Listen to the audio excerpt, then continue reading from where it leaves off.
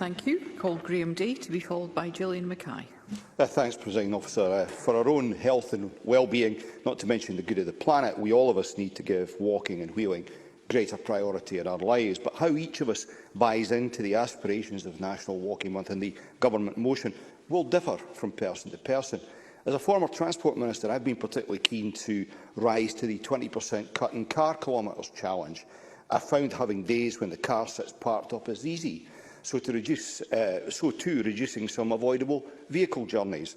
Actually cutting the overall kilometres, particularly when you are the MSP for a rural constituency, in favour of walking is, to be honest, more difficult. It's fair to say, for me, this remains a work in progress.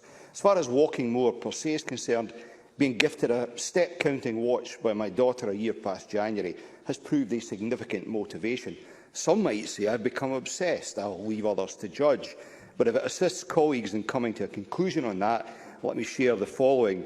By election day last year, my average daily step count was sitting at 16,500, albeit with the end of the campaign that dropped off a bit to an average for the year of 13,150, and currently for 2022 it stands at 14,458.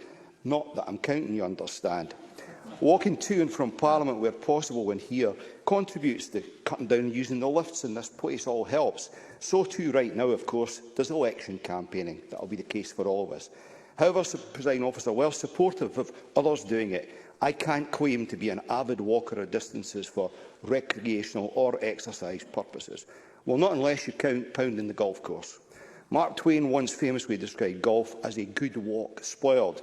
I tend to view lengthy walks as a dull substitute for hitting a wee white ball around a golf course.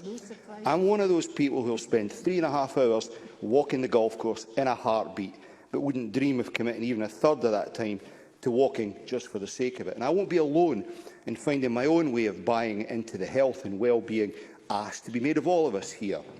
And I would just urge that we recognise and respect the fact that different people will get walking in different ways.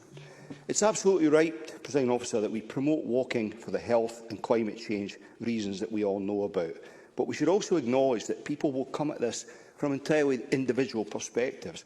And golfers, particularly older male golfers, for the record older than me, are a case in point. Many in their late 60s or 70s wouldn't dream of going for a walk as such. In fact, they wouldn't think they were capable of walking distances.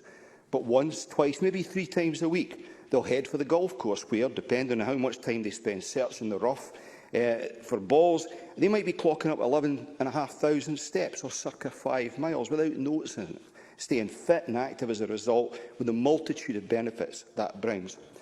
Presiding Officer, having made this vested interest plea, I freely admit this, let me conclude by focusing briefly on the Labour amendment and a fundamental flaw within it. The fact is that it would be impossible to give every child requiring one a bike by the end of 2022, not because the will isn't there, nor the fact that the pilot projects don't report before August. The reason simply is that there has been, and I believe to an extent still is, a global shortage of bikes and bike parts. So the amendment's concluding demand actually cannot be met, and as such it should be rejected. So please support the government motion but oppose the amendment. Thank you, Presiding Officer. Thank you. I call